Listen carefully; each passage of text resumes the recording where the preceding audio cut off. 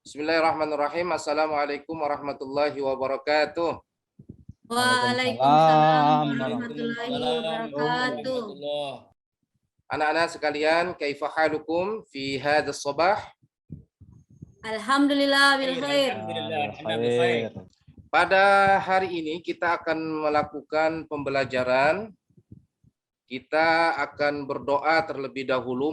Untuk memimpin doa, Bapak minta Ahmad Yasin memimpin teman-temannya berdoa. Silahkan. Ya, terima kasih Ahmad Yasin yang sudah memimpin doa bagi teman-temannya. Ya, di masa pandemi seperti ini, Bapak lihat anak-anak sekalian masih tetap semangat untuk mengikuti pembelajaran. Tetapi jangan lupa harus tetap menjaga atau mengikuti protokol kesehatan yang sudah ditetapkan pemerintah. Baik, kita akan memasuki materi inti tema kita hari ini. Kuatkan iman dengan berbagi. Hadis riwayat Bukhari Muslim dari Abu Hurairah. Bapak tampilkan dulu slide dari materi kita hari ini. Melihat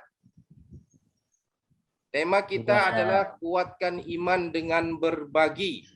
Hadis riwayat Bukhari Muslim dari Abu Hurairah. Ini target apa yang mau kita capai dari proses pembelajaran ini?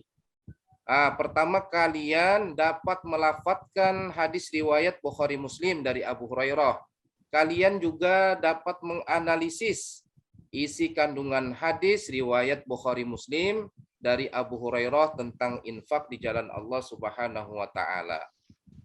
Coba anak-anak perhatikan. Iman adalah dasar segala aktivitas umat Islam. Karena orang yang beriman pasti meyakini bahwa rizki adalah anugerah dari Allah Subhanahu wa taala. Selain dia menjadi anugerah, dia juga sebagai amanah yang dititipkan oleh Allah kepadanya. Sehingga orang yang beriman ini benar-benar mengelola apa yang dititipkan Allah, baik itu dalam bentuk materi maupun rezeki apa saja, dikelolanya dengan baik dan digunakannya sesuai dengan kehendak Allah. Anak-anak sekalian, infak dan sedekah bentuk amalan yang lahir dari keimanan. Dengan keimanan pula, orang beriman akan mendermakan rezekinya dengan ikhlas karena Allah Subhanahu wa taala, tanpa berharap pujian, popularitas atau balasan apapun. Apalagi kita perhatikan pada fenomena saat-saat ini, banyak sekali orang yang berbuat kebaikan, tetapi sekaligus juga diliput agar banyak yang mensubscribe. Begitu ya. Kalau yang YouTuber di luar kita mengetahui apa niatnya, tetapi secara kasat mata kita melihat mereka melakukan sekaligus untuk menarik peminat, menarik pemirsa dari apa yang dia lakukan, memberi sesuatu diliput ya, supaya terkenal, bahkan mengambil keuntungan dari keterkenalan itu. Itu fenomena sekarang yang banyak terjadi. Tetapi bagi orang yang beriman, dia tidak perlu berharap balasan dari manusia dalam bentuk pujian maupun popularitas, tetapi dia hanya meyakini bahwasanya Allah akan membalas infaknya dan sedekahnya. Di antara balasan yang Allah akan berikan, yaitu dicukupkan dan dapat menyucikan dirinya. Kita perhatikan hadis riwayat Bukhari dan Muslim dari Abu Hurairah. Bismillahirrahmanirrahim. An Abi Hurairah radhiyallahu anhu anna an-nabiy sallallahu alaihi wasallam qala ma min yaumin yusbihul ibadu fihi illa malakani yanzilani fayaqulu ahaduhuma Allahumma a'ti munfiqan khalafan. Wa yaqulul akhar Allahumma a'ti mumsikan talafan. Muttafaqun alaih. Abu Hurairah radhiyallahu anhu bahwa Nabi Shallallahu alaihi wasallam bersabda, tidak ada suatu hari pun ketika seorang hamba melewati paginya kecuali akan datang dua malaikat. Lalu salah satunya berkata, ya Allah, berikanlah pengganti bagi siapa yang menafkahkan hartanya. Malaikat yang satunya berkata juga, ya Allah, berikan kehancuran, kebinasaan kepada orang yang menahan hartanya atau bakhil. Antara orang yang berinfak dan akibat dari orang yang berbuat bakhil. Ya, bagaimana anak-anak? Bisa dipahami dari hadis ini setelah melihat terjemahannya? Yasin, Ahmad Yasin? Belum paham Ustaz? Belum paham, ya nanti kita ulang kembali. Kemudian Nurjannah paham tentang hadis ini? Ya, paham. Alhamdulillah. Kita jelaskan lebih jauh hadisnya. Di dalam hadis riwayat Bukhari dan Muslim dari Abu Hurairah di atas tadi, Rasulullah menjelaskan bahwa sesungguhnya para malaikat berdoa agar Allah Subhanahu wa taala mengganti orang-orang yang berinfak. Dia hanya berharap pahala dan balasan dari Allah sesuai dengan hadis. Allah Subhanahu wa taala akan mengganti dengan kebaikan di dunia dan pahala di akhirat. Sebagaimana firman Allah di Quran surah As-Saba, surah ke-34 ayat 39, A'udzu billahi minasyaitonir rajim, wa ma anfaqtum min syai'in fahuwa yukhlifu wa huwa khairur raziqin. Dan barang apa saja yang kamu nafkahkan, maka Allah akan menggantinya, dan dialah pemberi rezeki sebaik-baiknya. Ya, balasan itu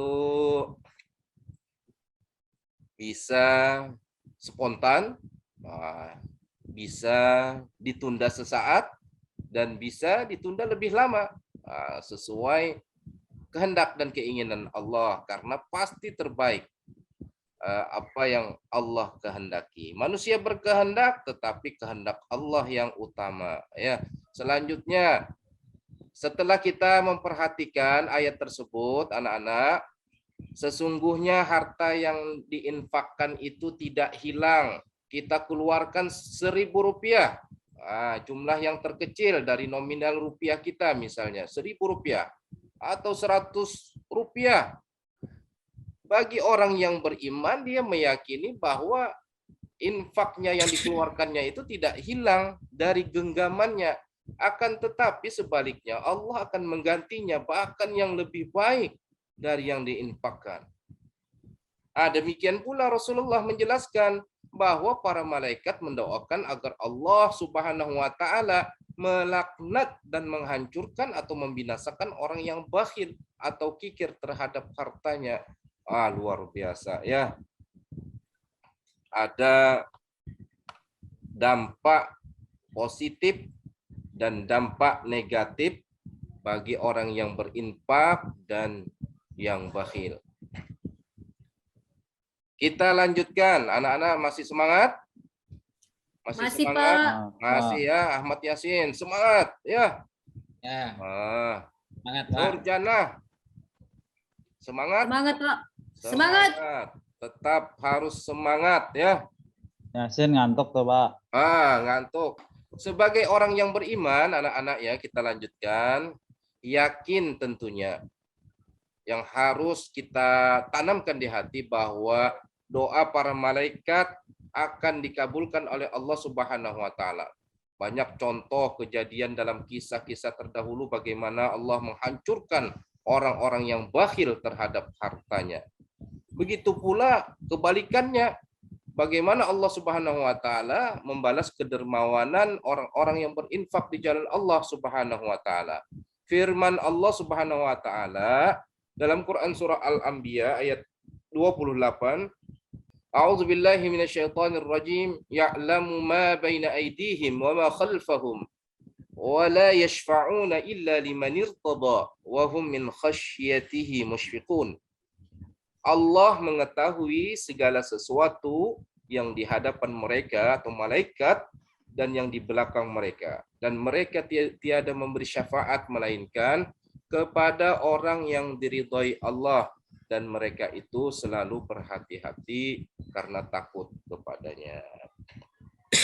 Ya, anak-anakku sekalian, itu adalah beberapa materi seputar tentang infak dan sedekah. Ya, jangan lupa hadis yang Bapak sampaikan tadi agar dihafalkan. Hafalkan hadis riwayat Bukhari Muslim dari Abu Hurairah tentang infak di jalan Allah Subhanahu wa taala. Berawal dari hafal, ya. Kemudian kita mencoba untuk melakukannya dalam kehidupan sehari-hari. Seumpama Nurjana punya harta yang banyak, apakah siap untuk berbagi? Siap, Pak. Untuk Siap. berbagi siap. Siap, bagus. Itu menunjukkan orang yang beriman. Agus Prabowo ketika ada pembangunan masjid di sekitar rumahnya, apakah siap untuk ikut menginfakkan sebagian hartanya? Siap, Pak. Siap, bagus. Semuanya berarti memahami bahwa orang yang berinfak itu adalah orang yang beriman, karena dengan keyakinannya akan Allah balas dengan yang lebih baik tanpa memerlukan atau mengharapkan pujian dari manusia. Itu anak-anak sekalian, sebelum kita tutup mungkin ada anak-anak yang ingin bertanya atau menyampaikan sesuatu tentang kondisi kita. Agus, Pak, Ya, mau Agus tanya. Prabowo, silakan ada pertanyaan. Ya, Pak, masalah berimpak, Pak. Misalnya kita punya uang nih pas-pasan, Pak. Nah, di jalan ada orang minta-minta. Nah, Ya. apakah kalau kita nggak beri itu, apakah termasuk nggak beriman? Kalau kita sudah memiliki keimanan yang kuat, maka kita tidak berpikir lagi untuk berbagi, walaupun keuangan kita juga tidak memungkinkan untuk berbagi. Karena apa? Allah akan membalas. Sebagaimana Quran surah Soba tadi, ayat 39, barang apa saja yang kamu nafkahkan, maka Allah akan menggantinya, dan dialah pemberi rezeki sebaik-baiknya. Jadi pertama adalah iman, ya, karena semua aktivitas umat Islam berdasarkan pada iman. Kalau orang beriman, apapun yang Allah perintahkan, dia akan melakukannya, ya, tanpa ada pertimbangan macam-macam, tanpa perlu pujian dan popularitas. Begitu, ya. Agus, paham Agus? Oke anak-anak, mungkin itu saja pertemuan kita pada hari ini, ya. Mudah-mudahan apa yang kita pelajari dapat dipahami dengan baik dan dapat kita amalkan atau kita lakukan dalam kehidupan kita sehari-hari. Ya. Nanti tugas yang Bapak bagikan dalam bentuk lembar kerja, anak-anak kirim melalui atau via WA bisa. Kemudian hafalkan hadisnya. Hafalan hadisnya juga bisa melalui video, ya, video call. Diawali dari hafal, kemudian ada keinginan untuk melakukannya. Itu saja. Wabillahi taufik wal hidayah. Assalamualaikum warahmatullahi wabarakatuh. Waalaikumsalam warahmatullahi wabarakatuh.